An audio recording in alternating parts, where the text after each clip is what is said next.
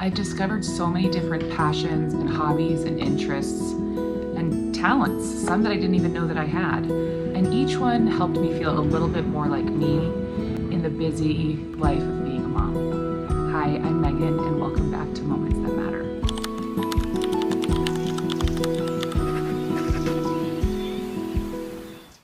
So I've been thinking a lot recently about this YouTube channel and how it feels a little bit random that I'm doing this. I feel like word is getting around to different people in my life, friends, family, acquaintances, that I have a YouTube channel now, and they're asking me about it, and I get a little bit embarrassed because I'm not really comfortable with any sort of like self-promotion. Like, I really like to talk, I really like to connect with people, but for some reason YouTubing feels a little bit like self-promotion. And I have no desire or intention to be an influencer or to make money off of this.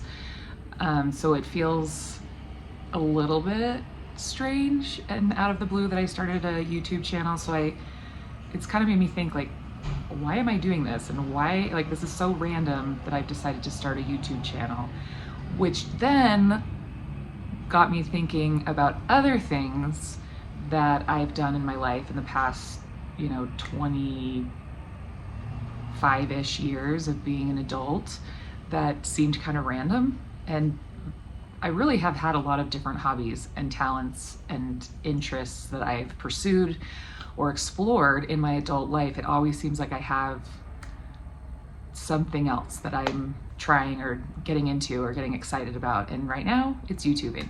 But I'm realizing that I really enjoy creating content. I think I always knew that. I've done it in various forms throughout the years, whether it was blogging or scrapbooking or making slideshows or even highlight films when I was in high school for my sports teams or whatever. I really enjoy creating content. So in that sense, having a YouTube channel totally makes sense. But I wanted to share and kind of go down memory lane a bit of some of the other things that I have explored throughout the years. I became a mom at a really young age. My first baby was born just 2 weeks after I graduated from college.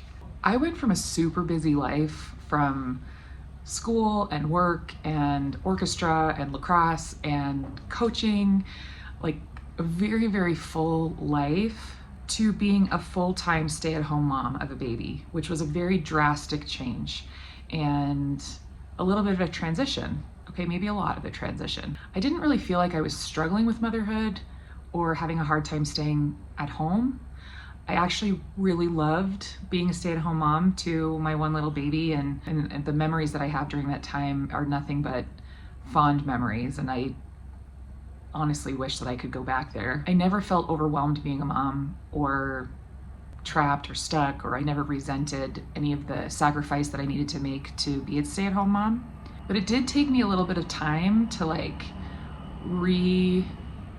define my identity or find my identity again, because my identity before motherhood was so very much wrapped up in the things that I did, my sports, my music, my job, my school. And so for all that to immediately go away and then just jump into this whole new realm of motherhood I wasn't very familiar with, I felt a little bit lost. And I think this is super common for moms, especially young moms.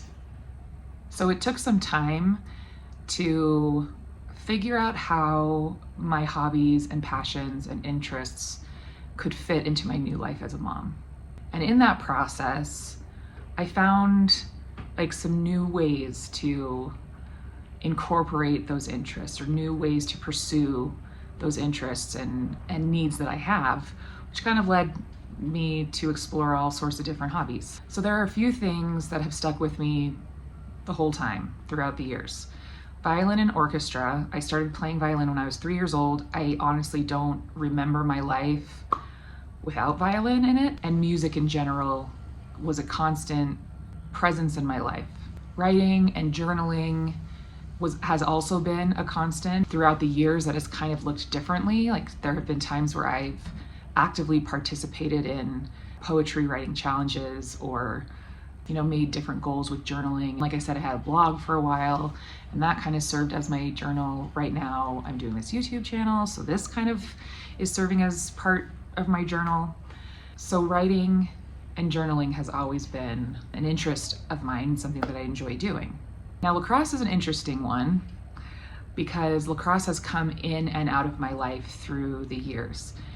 I actually didn't even start playing lacrosse until I was a freshman in high school, and so I had 4 years of high school and then my years in college playing lacrosse and coaching lacrosse, I guess except for the end when I was pregnant. I obviously wasn't playing, but I was coaching.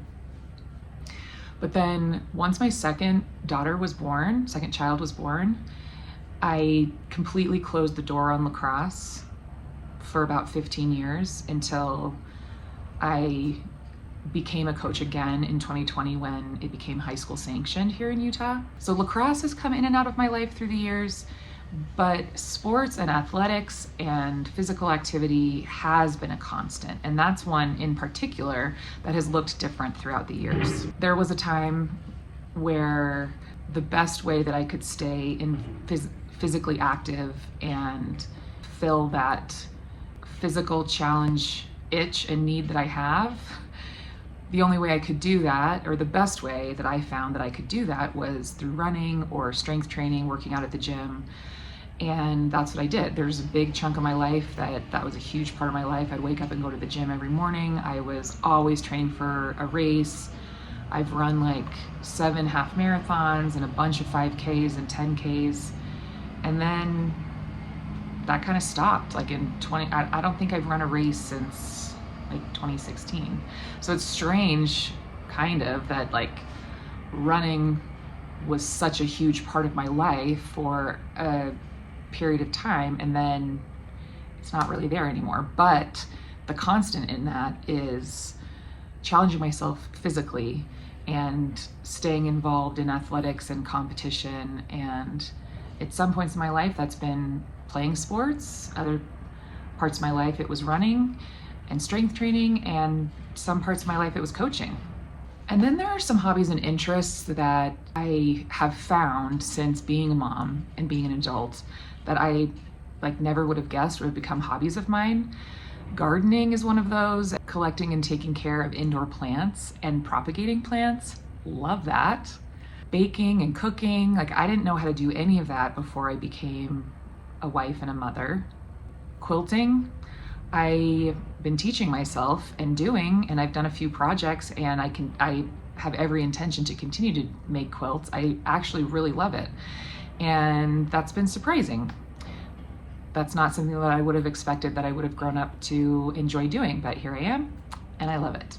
Reading is one that has really surprised me. I don't think I read an entire book start to finish until I was an adult, even though I was supposed to read for my high school classes. I definitely was one that found all the shortcuts, but I actually really, really enjoy reading now, a lot. And all of these hobbies, I didn't find them all at once. Like I said, I'm about to turn 42, so I've been an adult for a little over 20 years, and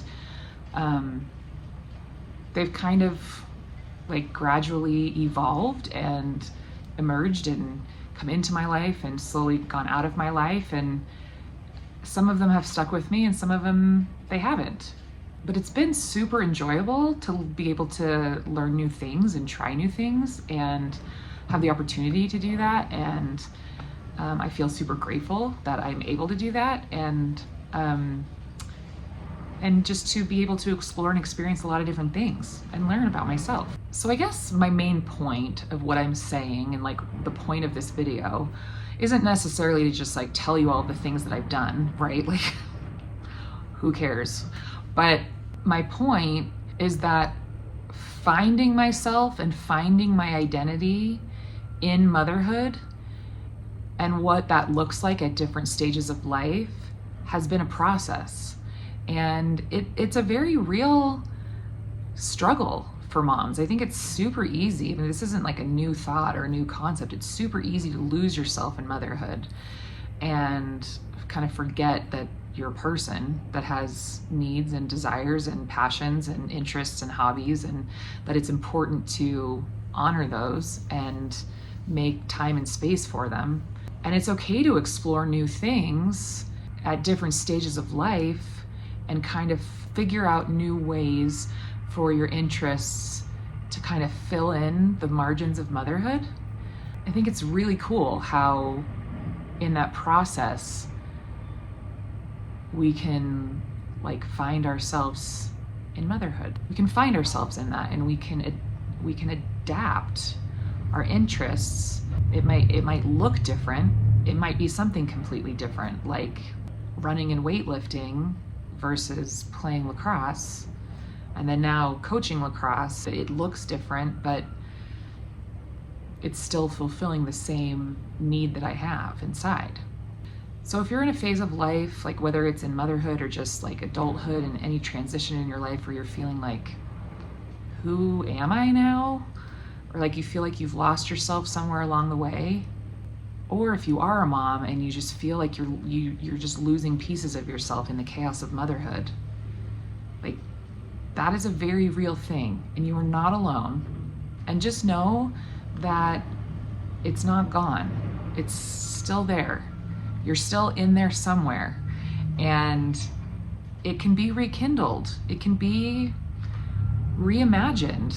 You can light that fire inside of you again, even if it is in a different way. And as you do that, that's actually going to make you better at everything in your life. It's going to make you a better mother. It's going to allow you to show up in whatever it is you're doing, your job, your calling at church, your home, your family, your friends. Like once you light that fire again and find it, it's gonna make everything better. And be open to new things, because sometimes we find ourselves in unexpected places, like in planting a garden for the first time, or sewing your first quilt, or reading a book, or trying something completely new that you never ever thought that you would do. Like, just be open to ideas and open to try new things. It's never too late to try new things. Give yourself permission to try, fail, learn, grow, and rediscover the things that make you you. The world needs you, and only you can give the world you. So it's worth thinking about. It's worth spending time on. It's worth discovering and rediscovering and redefining and reimagining and rekindling. Like, it is worth it. We need you. If any of this resonated with you, or if you think of somebody in your life that you love and care about that could benefit from this message, like, I'd love it if you shared it. I would love to be able to connect with more people. And if you have tried some of these same hobbies, or if we have some things in common that we enjoy and that we're interested in, leave it in the comments and let me know what things you like to do. Like, do you also like to garden or quilt or read books? And I'd love to connect. Or tell me something completely different that you love to do. What makes you you, and what have you discovered about yourself in motherhood or in the different stages of adult life? Thank you so much for being here. I'll see you next time. Thanks for watching and making time with me to capture the moments that matter. If you liked this video, think about subscribing and joining me next time. We can be friends.